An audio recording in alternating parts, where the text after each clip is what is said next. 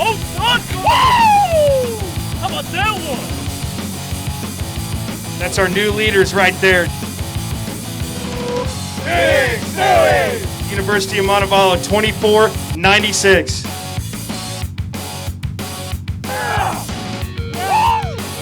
National champions, Wallace State, Briar and Clinton. Hey there, everybody. Welcome into the studio. I'm your host, Kyle Curry, for another new episode of the Rapala We Are Collegiate Bass Podcast. Today's guests, Peyton Harris and Dolton Head, University of Montevallo, top-ranked University of Montevallo. They got the win at the Bassmaster College Series at Cherokee Lake. Ended up being a one-day event, shortened due to weather. Had 17 pounds, 4 ounces on the first day. That was good enough for the victory. Peyton, talk about it real quick, man. It's been about 10 days or so since y'all got that W over there at Cherokee Lake.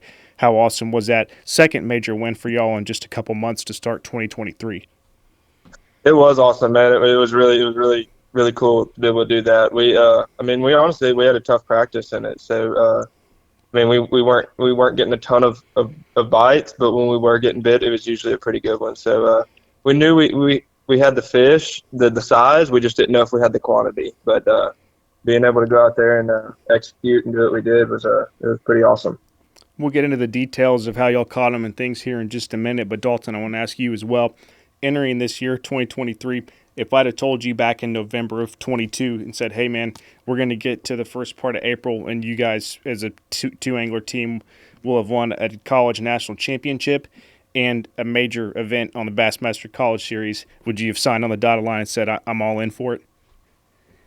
I would have said I'm all in for it, but it would have been hard to really believe that because it's a real big accomplishment to win one, but to win two, it's a big accomplishment for me and him, and we're very proud of ourselves, and it shows to everybody that we're putting in the work and we can win one just like they can. Throughout my years following this and then the ACA operating the Bass Pro Shops Collegiate Bass Fishing Series, you see it from time to time.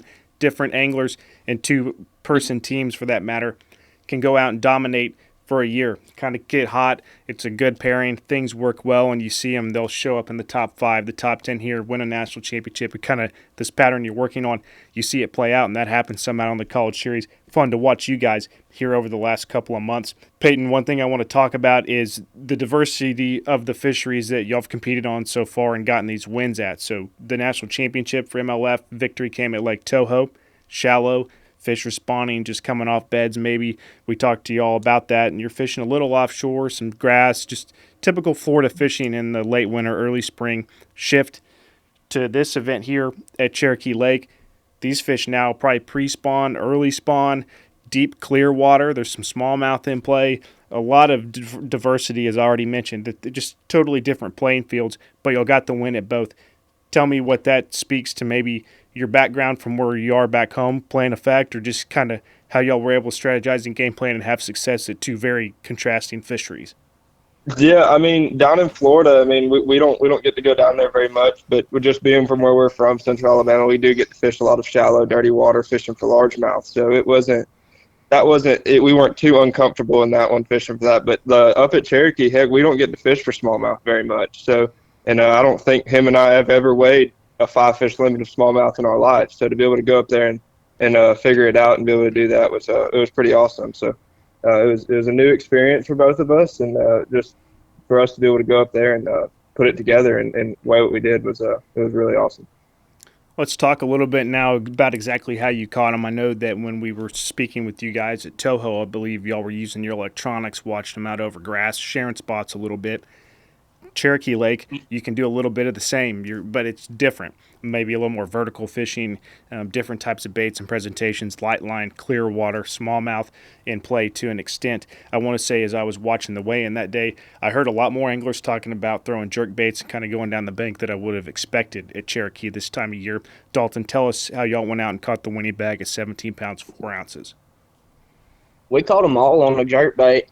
But it wasn't just going down the bank and throwing a jerkbait. It was very, very specific. You could get lucky and go down a bank and catch a 2.5, maybe 3-pounder. But in practice, we figured out that it was a lot more specific than that. It was these offshore rock piles And there was a lot, and it wasn't just offshore rock piles. It was these rock veins that came out. You had to look at your contour lines and look at the banks and where those contour lines kind of spread out and came out. That's where the farthest rocks are going to come out right there. And that's what we were targeting, and that's where the shad early in the morning would still be up.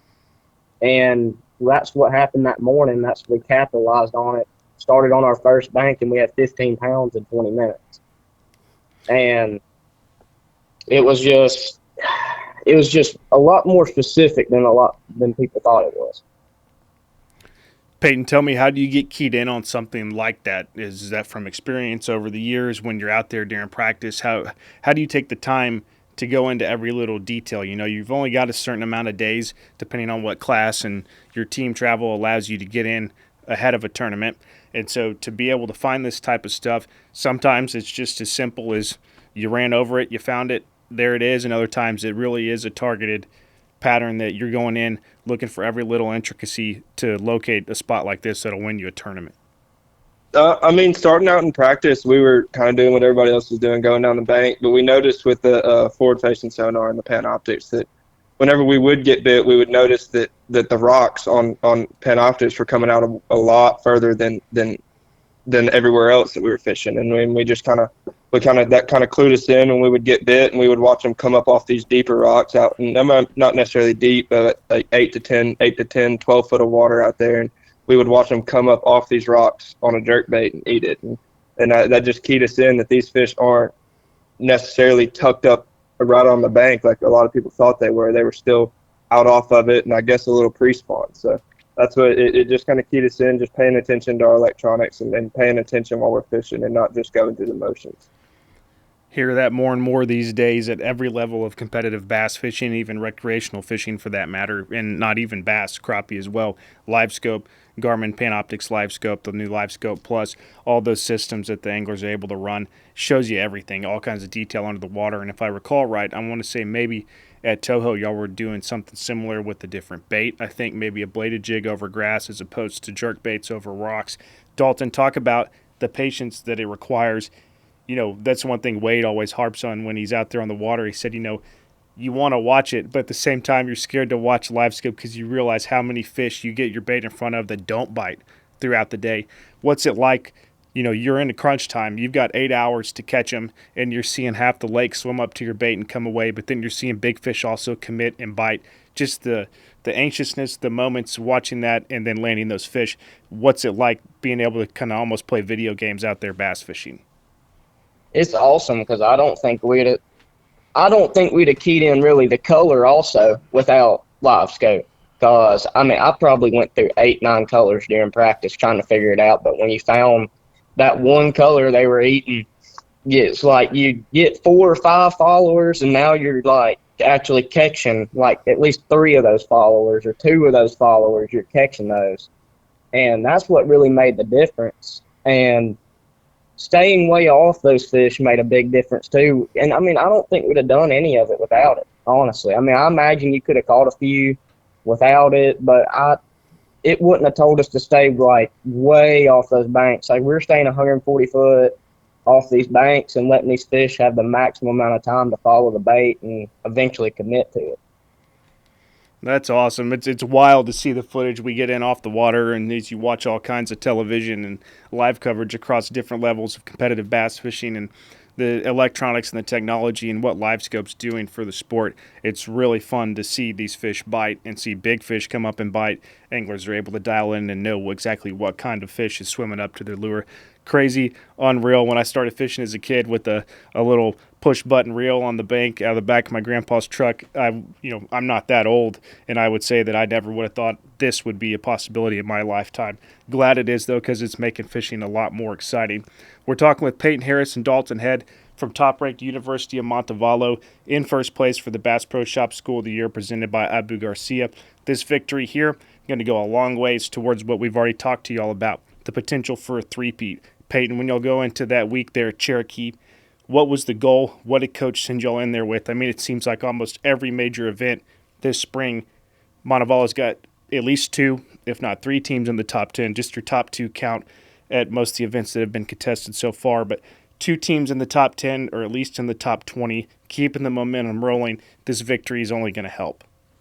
Yeah, going into it, we knew we had a substantial lead going in, and we really knew that we just wanted to put the pedal to the floor and extend it. And that's what we've been trying to do at every event this year, is just keep extending and extending and extending that lead, just trying to get the biggest lead as possible, just because it is a triple points coming up at Hartwell for the championship. So we knew that we just wanted to we need as big a lead as we could possibly get. And that's just been the goal all year, and then we've really been fishing good this year. So it's been really awesome to watch.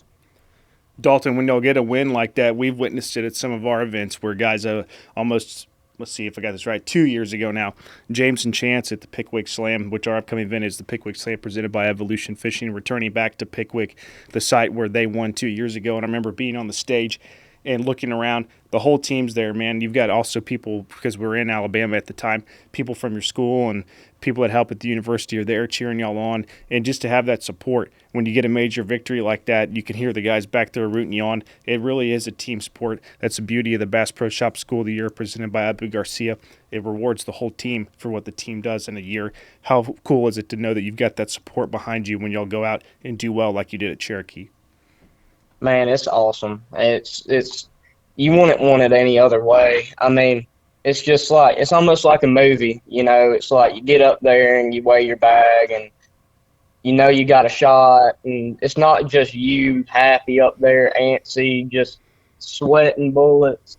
It's all your team. It's your team out there sweating bullets too, because they'd like to see you win. It's not just about them winning. They want to see the team win too.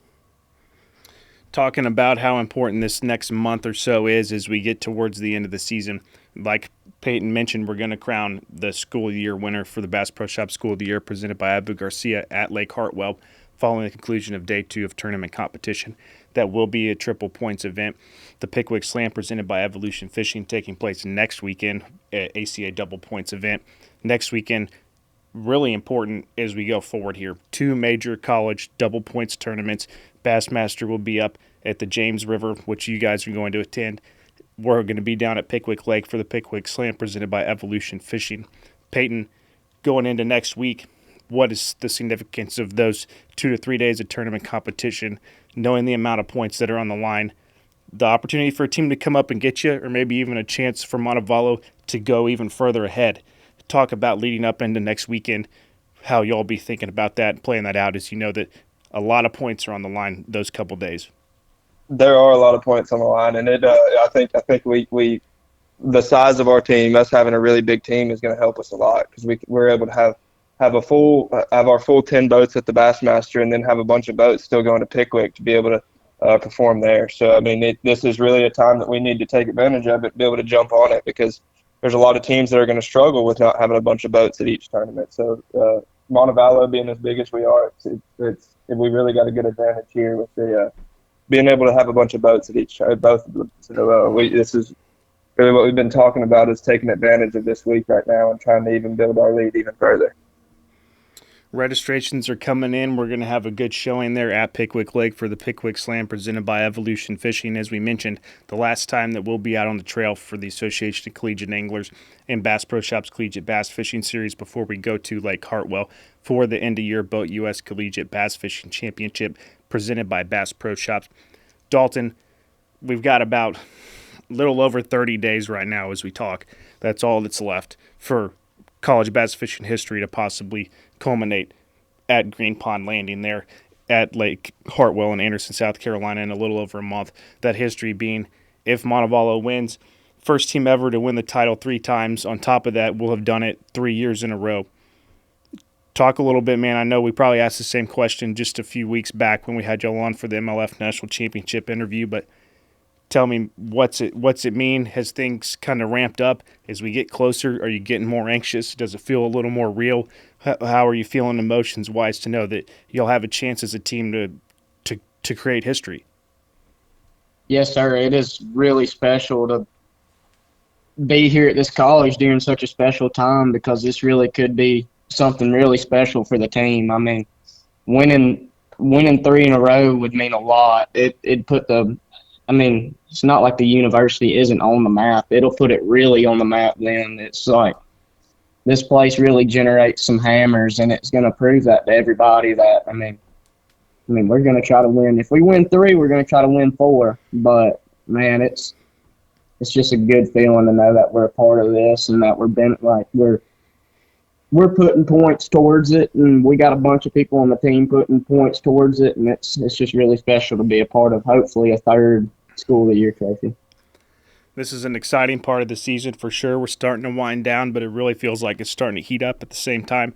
With all the events on the line, the points up for grabs, you name it, going to be a fun race to get to Lake Hartwell in Anderson, South Carolina, in a little over a month. Like I said earlier, in the meantime, registration is going to close Sunday for the Pickwick Slam presented by Evolution Fishing. Get over to collegiatebasschampionship.com. Get signed up. Reserve your spot, and we'll see you down there in Florence next weekend. Peyton and Dalton, safe travels to your event. Best of luck while you're up there. We'll talk to you guys again soon. Thank you, sir.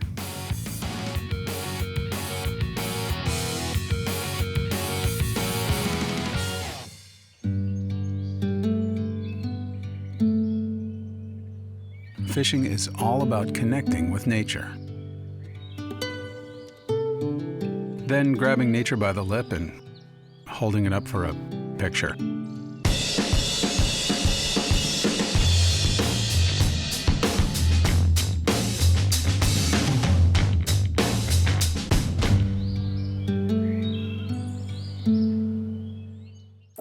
To fishermen and other liars, the time you spent on the docks, the banks, the boats, the lines you cast, and the hooks you set.